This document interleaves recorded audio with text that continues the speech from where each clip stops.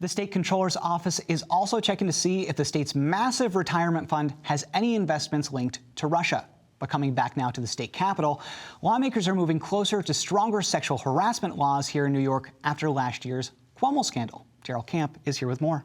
Thanks, Dan. So Democrats in the state Senate passed a package of bills this week that are aimed at accountability for sexual harassment in both the private sector and public office.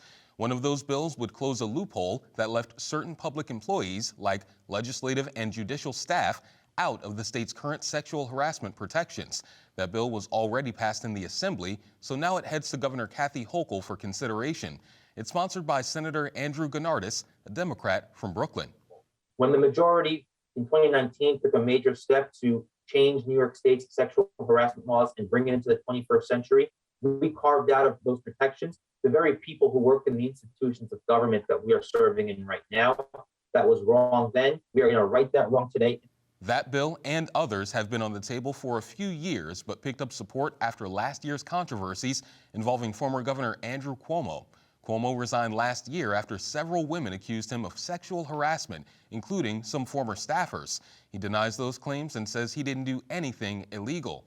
But that was just one part of a broader culture of harassment and intimidation in Albany that Senate Majority Leader Andrea Stewart-Cousins says they are trying to leave behind.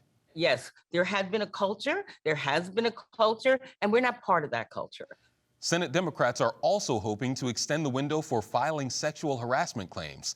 Another bill in the package from Manhattan Senator Brad Hoylman would give victims 3 years to file claims with the State Division of Human Rights.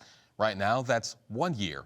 And a second bill, also from Gounardes, would give victims 6 years to sue their harassers, up from the current 3. Max McAuliffe is from the New York State Coalition Against Sexual Assault. He says giving victims more time to report is important because sometimes it's difficult to come forward right away. It's imperative that that the time frame is extended, just to consider trauma-informed care. Unfortunately, a lot of people say, when invalidating victims, of why didn't they report it immediately? This is an extremely, traumatic event in most cases that occurs. Neither of those bills have passed the Assembly despite calls from advocates. The only other bill that has passed the Assembly would create stronger protections against retaliation for reporting sexual harassment, and we will keep an eye on the rest. All right, thank you, Daryl, for that report.